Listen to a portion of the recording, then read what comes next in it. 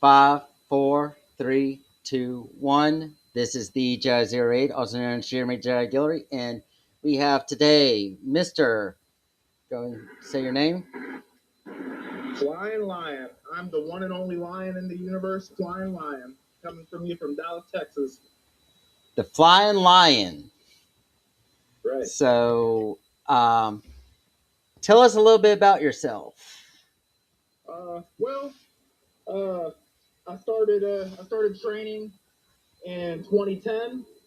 I had the pleasure of getting to learn and pick the brain from the late great Matt Bourne, as we all know as Doink the Clown.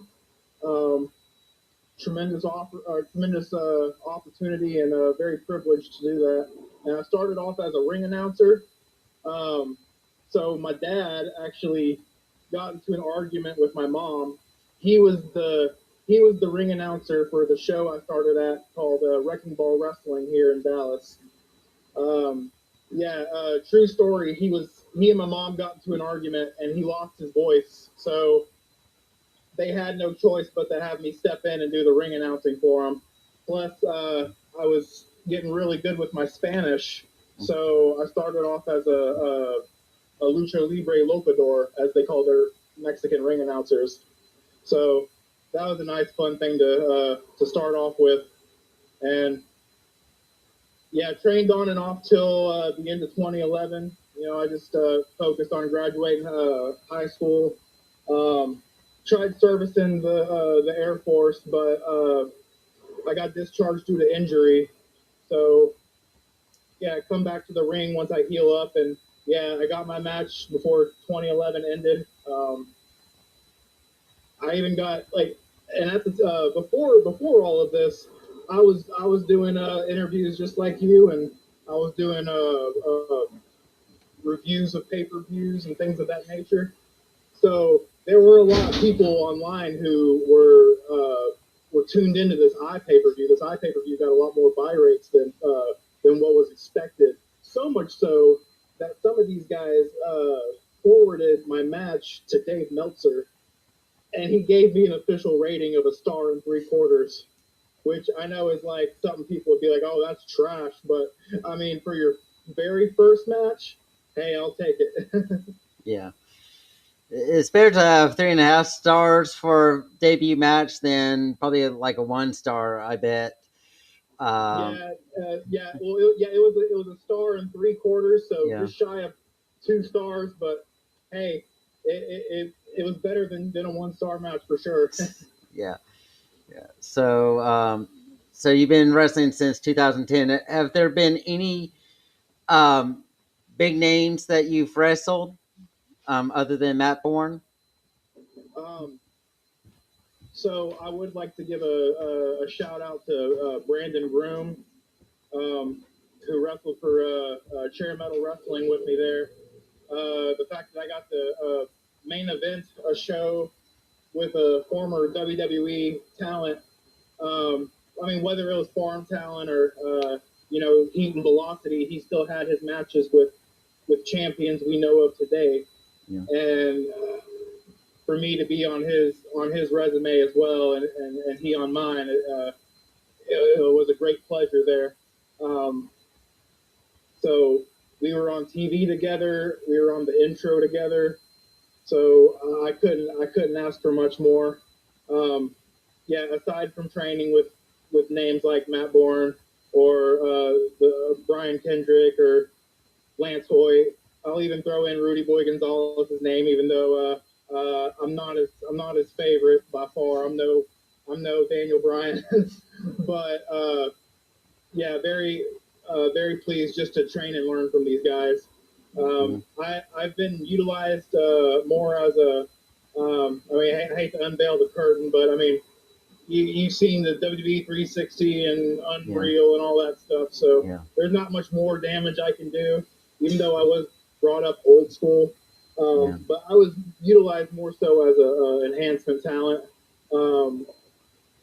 I didn't like the whole I mean, the higher up you go on the card, the more drama is clinged on, unnecessary drama, I might add.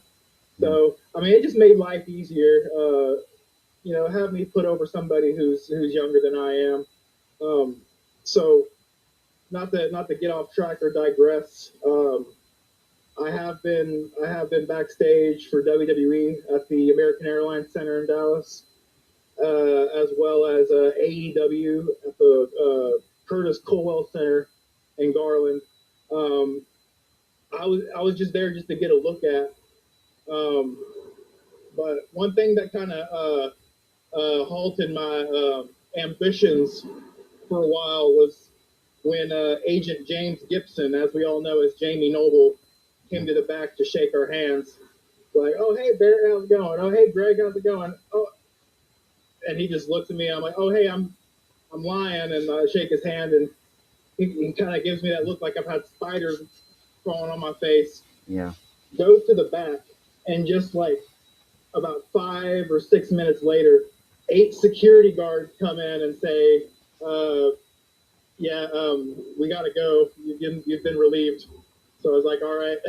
So it was a heartbreaker. I felt like Goldberg walking out of that arena, though. So yeah, I bet. not to get off track. I Yeah. appreciate. I definitely appreciate your time and letting me get this off my chest. There, it's been Yeah. about 7 years since I've had anybody have me on their podcast. To tell you the truth. Oh wow. Yeah. Wow. Yeah. Yeah. So I'm pretty sure you're nervous and got the jitters for that, as we all do sometimes. But you know, it can get comfortable after a while. Um, has there been any dream matches that you would like to be in, or Um, so I would love a rematch with Brandon Groom. I wanted to Yeah. mention him again because uh, he sort of had just like a collegiate gimmick, and before he got married, he was sort of like the hot bachelor. But Yeah. like since he got married, he had to sort of evolve himself. And I mentioned like, hey man, so originally I wanted a match with Simon Dean, or as people from ECW know as Nova. But I've never been a fan of like the whole like workout guru kind of people out there. Like they've always grinded my gears. So since Simon Dean retired, I mentioned the Groom like, hey, you ought to be that. I mean, you kind of have the personality of one of those evil stuck up fitness gurus. And since then, like totally transformed. Like I would compare him to Ben Stiller from either like Heavyweights or Dodgeball. Straight up turned into that guy. And so I'm not necessarily aiming for like the biggest names out there, um, but like to give out like the biggest story, to sort of, I mean, while still keeping that professionalism. Because I mean, I want to lay it into him there. If he ever calls like a female in the audience, like something like fat or whatever, and then that'll be my chance to come out and give it to him. I don't want to kill him, but I want to have that match that Dave Meltzer will probably give us a bigger rating than a star and 3/4 for sure. Yeah. But if I did have to pick a WWE name, man, because when you watch wrestling and you hate the guys that you see in the ring, like I don't want to be the guy that is going to jail like what's that? There is this like MMA fighter's son or whoever that like got into a shoot fight at like a Kishi show earlier and got arrested for it. So It's like 4%. but yeah, excuse me for digressing, but I would love to be in a tag team with Edge, and it could be against either FTR or it's so hard to narrow down tag teams right now because I mean they're really good right now. But yeah, absolute dream match would be a tag match, me teaming with Edge. Yeah, Okay. that's the Mark answer So- in me. Okay. So, what is your? Can you tell me a little bit about your gimmick and your character? Oh, absolutely. So, I would. I'm a cave lion who grew up getting raised by lions, and they all got poached and massacred. And as this cave lion, I firmly believe that I'm the one and only lion in the universe. I'm the last lion standing.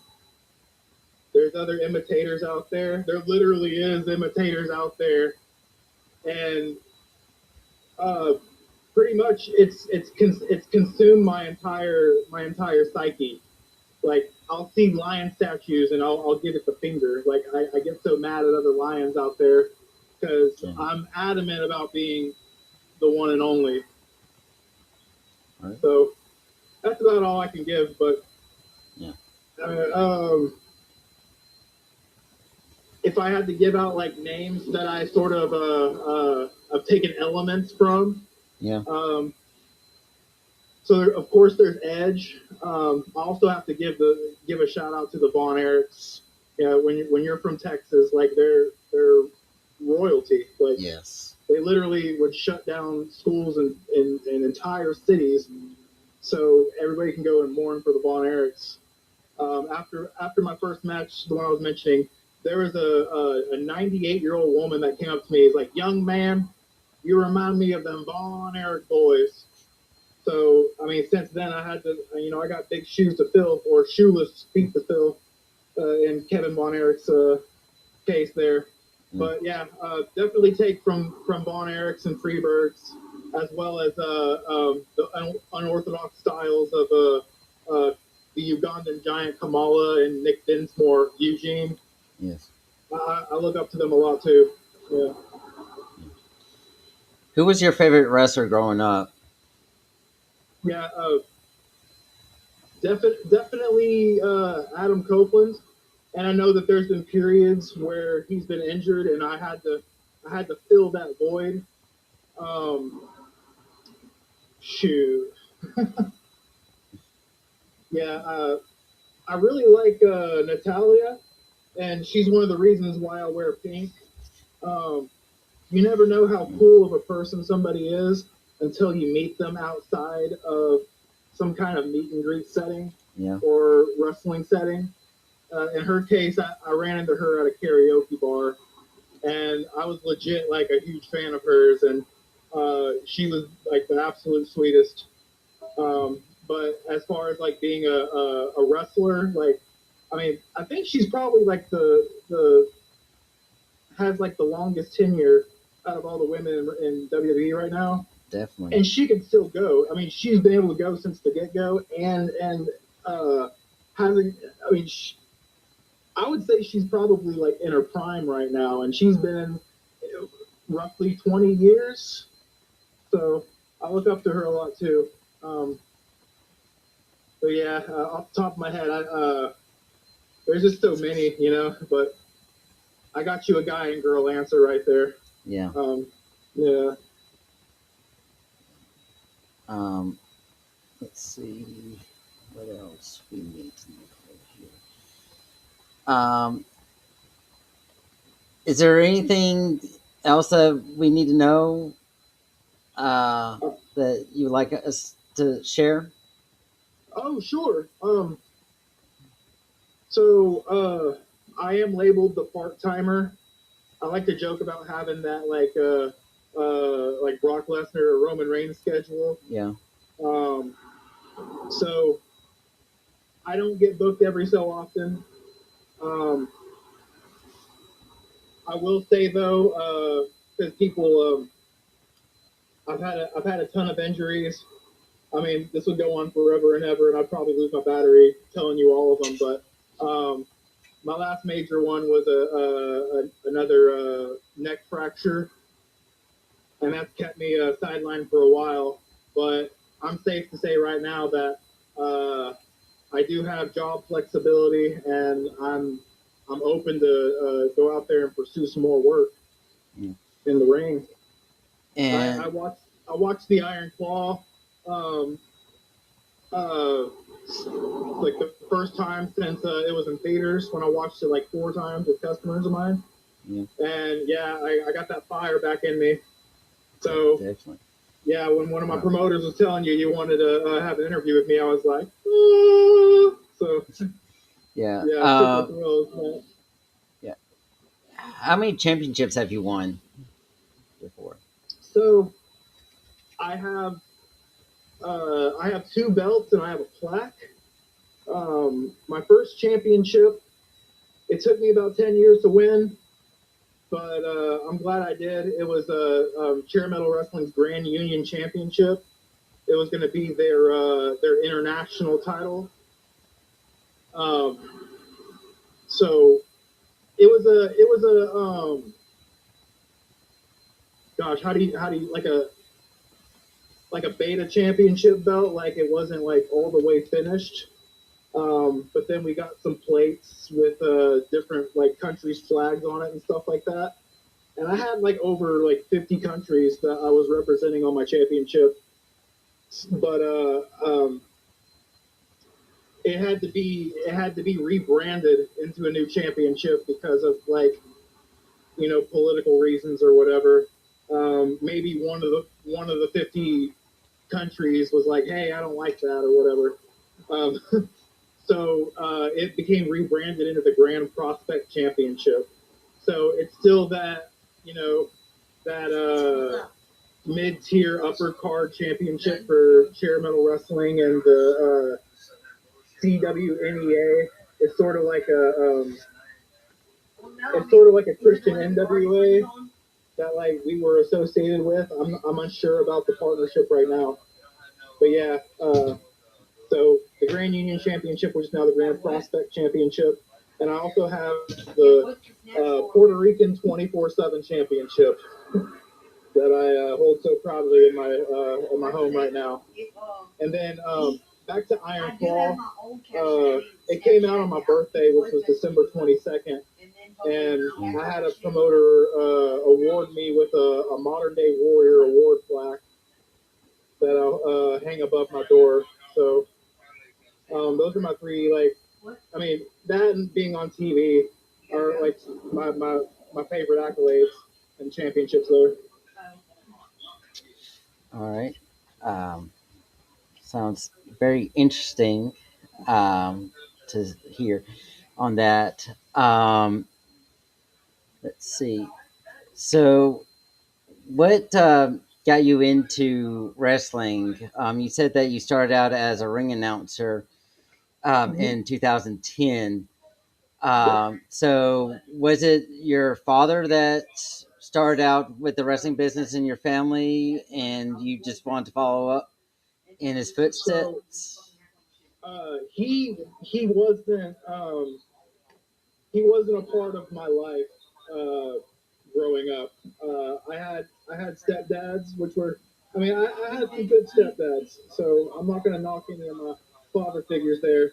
Um, but my mom's side of the family actually tried to hide me from wrestling. Like uh, they thought it was going to end to I'll just say we've had other wrestlers in the family, and they've had hardships that they didn't think I could endure. Um, but I tell you, like, the discouragement is my greatest encouragement. So, and I can recall like rigging up a staticky TV, changing the basic channel to SmackDown on Thursdays, um, and watching SmackDown in black and white. I can remember that Yeah. vividly. I would get caught. I would get caught too, and get yelled at, and get my TV time taken away from me. But I would keep doing it. I get grounded and all that stuff. So they really, really wanted me away from wrestling. All right. But I mean, they should have done some reverse psychology or something if they didn't want me to do it. Because literally, like, if we got to write an essay in class or whatever, I would always write about wanting to be a wrestler. Um, Right. yeah, I didn't even know about my family ties in the wrestling business up until working with my dad there. So yeah, he had no influence, and what was crazy is he was a big fan of like guys like Bill Goldberg, Wow. and guys like I'm a I have to give it to the Hart family too, like Brett and Owen, and they're some of the reasons why I wear pink gear out there. Plus, also for the students who are listening in, you want to wear bright colors no matter what your physique looks like, because I grew up being poor, sitting in the cheap seats. I felt I was the luckiest boy in the world to even get a chance to sit up in those cheap seats, and my vision's not that well either. So if you're out there wearing vibrant colors, uh, you're going to make a fan. You know, they're going to be the ones that spot you out instantly from all the guys just wearing black. Definitely. But there I go digressing again. I just wanted to lend out some free education there. Yeah. So, um, But yeah. Oh, and I have roughly about 1,200 action figures. I've always been a fan of the wrestling figures since I can remember. Go back, like I think the earliest action figure I remember was Vader and Undertaker Bend-Ems at a Winn Dixie in 1995. wow. Yeah. Yeah. So, um, how did you get into the Russian schools in Texas? So I got trained for free. I mean, unless it was a clinic that I paid for. Um, I would just hang outside the shows, waiting for my ride. Because if I was dropped off at a wrestling show, I would be waiting for hours. Like I would overshoot the time that it would end or whatever.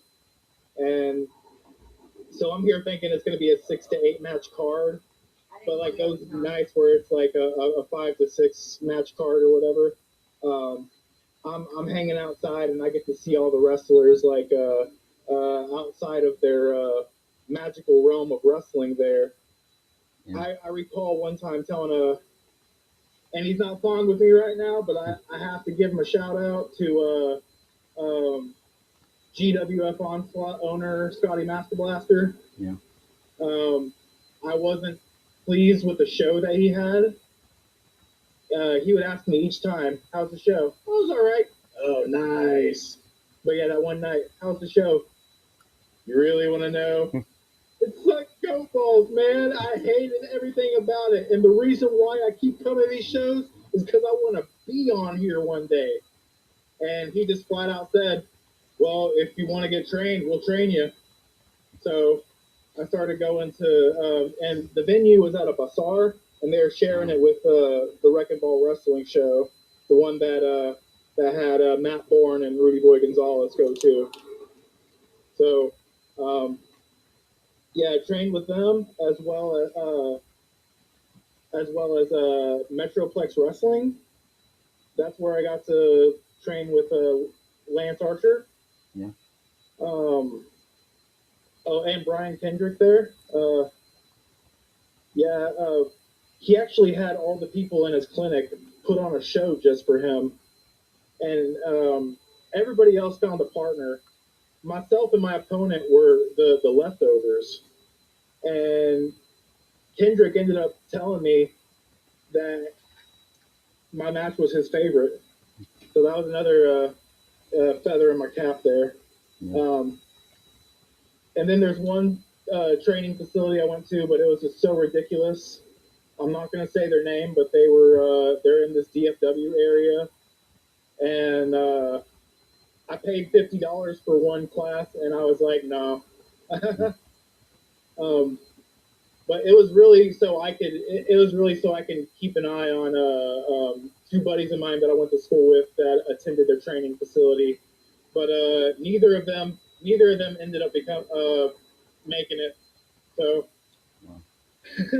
I guess I sort of dodged the bullet investing in them there, but I don't know. But I ended up becoming a trainer after a while. Like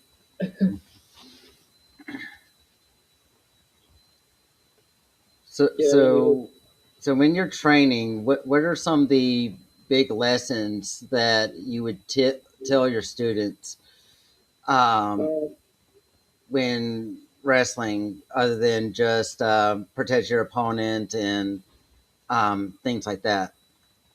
well, yeah, definitely. Safety and respect is a lesson one. Stretch. I mean, the basic PE stretching. Um, I know it's goofy, and I know wrestlers are, you know, they can play around and heckle around too much. But yeah, I mean, these guys need to be touching their toes, spreading their legs out, getting their hamstrings and groin stretched out. Most definitely. And if any of the guys are knocking on you, I mean, that's on them. They're going to be the ones getting cramped up when they're out there working. I would also suggest, um, yeah, drink like a shoot at least 40 ounce or 30 to 40 ounces of water before you go in the ring. There, hydration is a must. It can get scary when you're not hydrated. Like seriously, Yeah. that's a hospital visit that you don't want to partake in. Um, don't take yourself too seriously. Like my first day of training, I thought I was like kind of like a Drew McIntyre. I thought I was the chosen one. Yeah. And then I trained with Rudy Boy Gonzalez, and I'm like, damn, I'm not hitting like he. But what I learned was that these other guys just wanted me to display myself for people. Yeah. They just wanted me to display what I could do in this short period of time, whereas guys like Rudy wanted me to take it slow and kind of like an art class when you have to draw all the lines, and it's like this is bullshit. I want to draw Mona Lisa. So, I also tell them patience is definitely number one. It took me well over a year. I think so. I think somebody said 13 months. It took me to get my first match there. But it's like building a snowball. Like you got to have that big sturdy base to hold up all the little stuff that you plan on doing. So, um, yeah, that's something I've learned a lot from guys like Doink and Rudy. Um, he back to Rudy though. He was trying to mold me into Shawn Michaels. I mean, he may not admit it or whatever, but I mean, why else would he train me for free? Yeah. But one thing that I did adapt was Shawn Michaels' bad behavior. Um, oh yeah, like always speaking my mind and throwing a fit and all that stuff, crying in front of people. So there needs to be a little bit of a composure when you're training. But yeah, there are going to be people that haze you and heckle you and give you a bunch of crap for doing things that they're doing and they're unaware of. But yeah, I mean, be brave and confident, but know that you're not going to be Shawn Michaels on day one.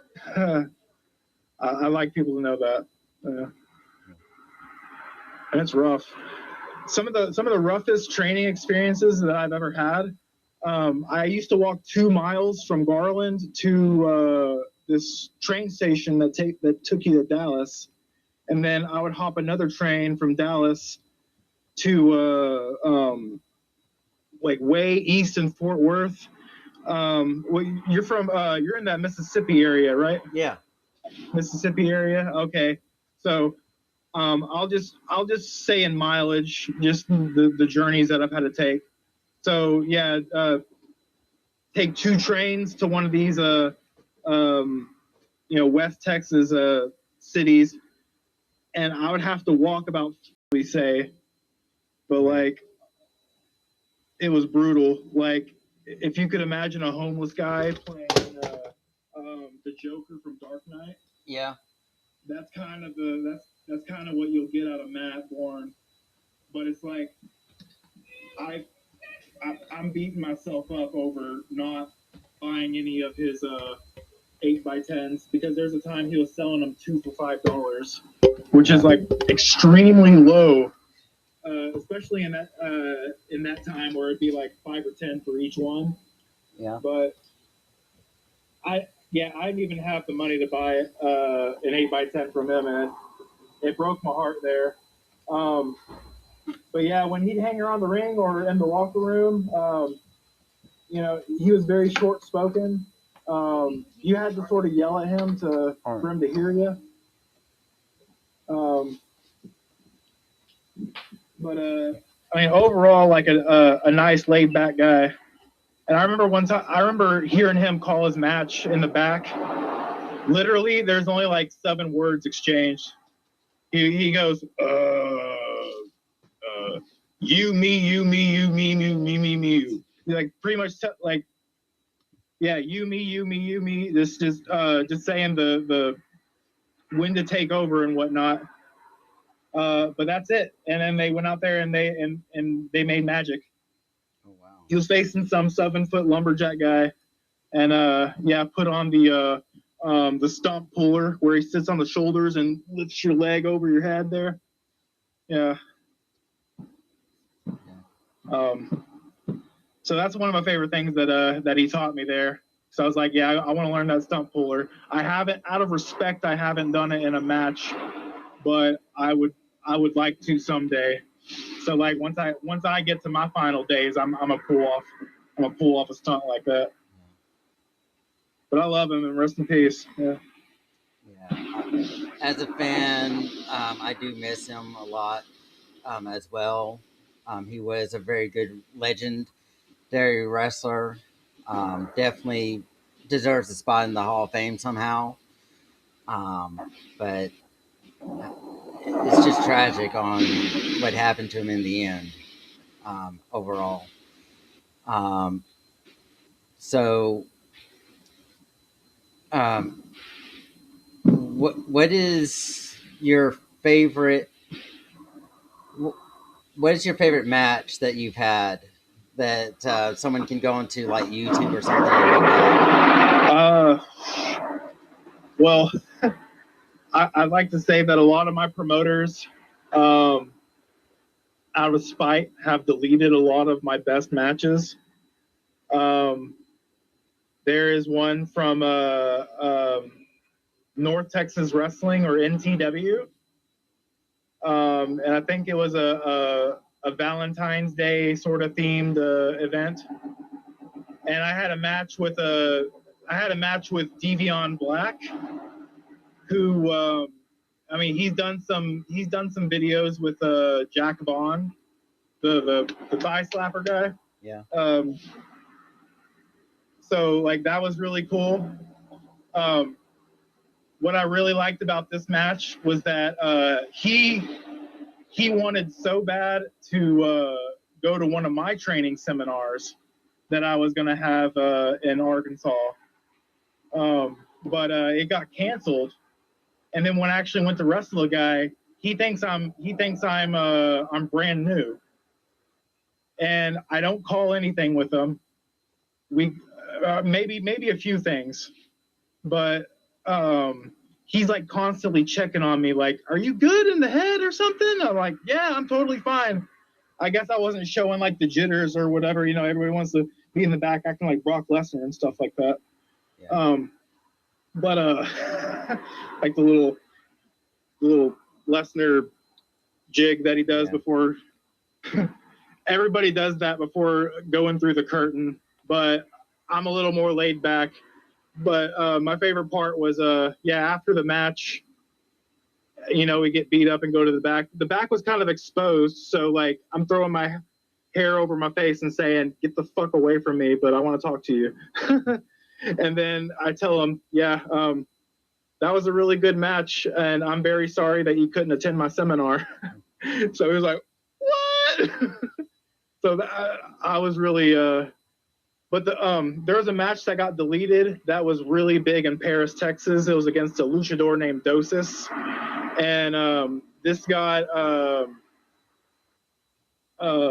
we were headlining their news article, their local news article. We were on the front cover. I was giving him a flying tomahawk, which I was thrilled that they captured that. Because I wasn't even the high flyer in the match. Like, he was the high flyer. He was doing like the swantons and stuff like that. But yeah, my tomahawk he caught real good. But anyway, my battery's about to die right now, man. But I want to tell y'all, I've had a blast chatting with you. And if you ever want to make a part 2 in the future, I'll gladly. Yeah, we may have to, because there's some more questions that we need to